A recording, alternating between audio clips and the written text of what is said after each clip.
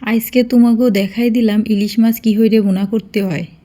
আর এই ফিলে যদি একবার ভুনা করে দিতে পারো তাইলে দেখবা গামলায় একটাও তো ভাত থাকবেই না, প্লেট প্লেট চাইটে ফুটে খাইয়ে একদম সাদা জগজগে তকতকে বানাই দিবে। থালবাটি ধোয়ার তো কোনো ঝামেলাই থাকবি নে। গেছি ফ্রিজে মাছ তালাশ করতে যায় দেখি ফ্রিজের এক কোনায় পড়ে রয়েছে আধ আঙ্গুলে এক ইলিশ মাছ। তাই বাইর করে নইছি আজকে রান্না করে আপনাদের সাথে শেয়ার করব। মাছটা কাইটে ধুয়ে মশলাপাতি একদম ফিটফাট রেডি করে রাখছি। চুলের মধ্যে দিয়ে দিলাম প্যান, আর প্যানের মধ্যে দিয়ে দিলাম একটুখানি তেল, আর এখন দিয়ে দিলাম এর মধ্যে কাইটে ধুয়ে রাখা পেঁয়াজ কুচি আর 2-3টে ফাইলি করে দিয়ে দিছি কাঁচামরিচ, যাতে একটু স্বাদটা বেশি হয় আর চাইটে ফুটে খাতে পারে।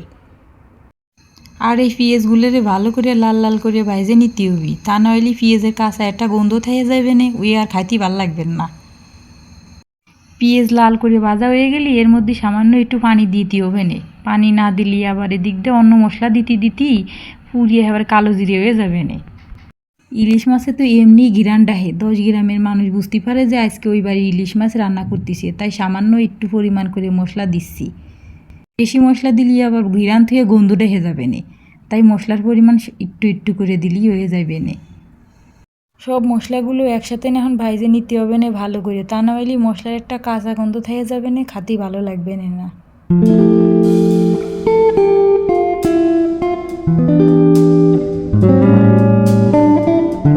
মশলাগুলো ভালো করে ভাজা ভাজা হয়ে গেলে এর মধ্যে এখন দিয়ে দেওয়া লাগবে অন্য সব শুকনো মশলা। একে একে দিয়ে দিলাম হলুদের গুঁড়ে, ধনিয়া গুঁড়ে, এরপর মরিচের গুঁড়ে, যে যেরকম ঝাল খান সেই রকম মরিচের গুঁড়ে দিয়ে দিবেন। এরপর এর মধ্যে লবণ দিয়ে দিবেন, যে যেরকম লবণ খান সেই রকম দিয়ে দিবেন। কেউ যদি লবণ বেশি খান তাহলে বেশি দিতে পারেন, আবার কেউ যদি কম খান তাহলে কম দিতে পারেন।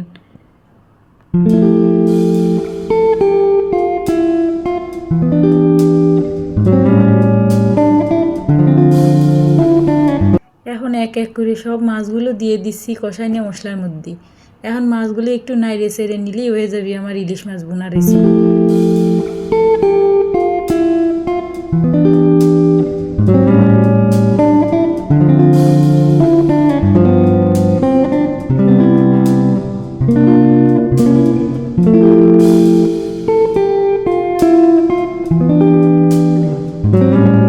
ইলিশ মাছ রান্না তো একেবারে শেষ করে হেলাইছি, এখন একটু ভালো করে একটা বাটিতে ডকডক করে বাইরে আপনাকে দেখাইতে লাগছি। এরকম করে রাঁধতে দিলেই খাতি বেশ ভালোই মজা লাগে। আপনারাও বাসায় একবার ট্রাই করে দেখতে পারেন। আজ এই পর্যন্তই, আল্লাহ হাফেজ।